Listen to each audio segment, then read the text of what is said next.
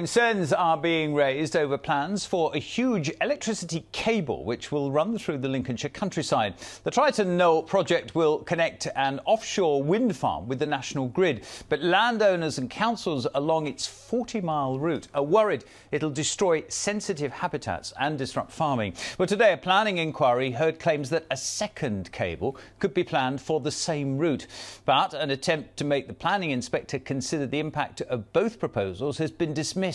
Our environment correspondent Paul Murphy reports from the hearing in Skegness. Running a large cable through swathes of rural Lincolnshire was always going to be controversial.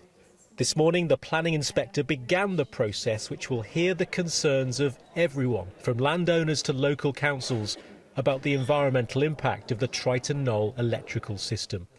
And the developer was attempting to reassure local communities. Undoubtedly there will be an environmental impact. We are keeping the corridor, the width of the cable corridor that we need, to an absolute minimum, and we're working with the landowners to try and address their concerns as far as we can. The proposed Triton Knoll turbine field is about 20 miles off the Lincolnshire coast. The developers want to bring the power transmission cable ashore at Anderby Creek. The cable will run underground to the newly proposed compound near to Skegness, and then south for more than 30 miles to a large substation at Bicker Fen. But it's claimed that a separate development of a second cable bringing power from Denmark to the UK is also eyeing up the same route.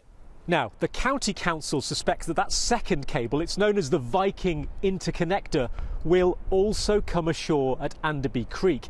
And it wants the planning inspector to consider the cumulative environmental impact of both cable projects.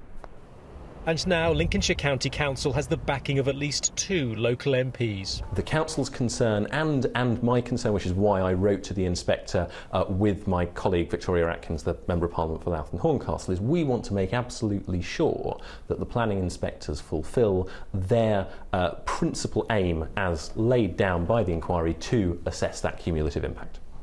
But this morning the attempt to halt the Triton Knoll planning process was dismissed by the planning inspector. If no application for the Viking Link interconnector has been received, it would be impossible to hold a joint or parallel examination. It is not possible for the planning inspectorate to inhibit one developer from applying because another developer's application could be made in the near future. The planning inquiry will last for a further 6 months. It has all the makings of a significant legal battle. Paul Murphy, BBC Look North, Skegness. Yes, the whole Triton Knoll story, of course, we followed right from the start, and we will continue to follow that story here on the programme. And unions have warned of power cuts in future winters following the news that Eggborough Power Station near Goole is to close.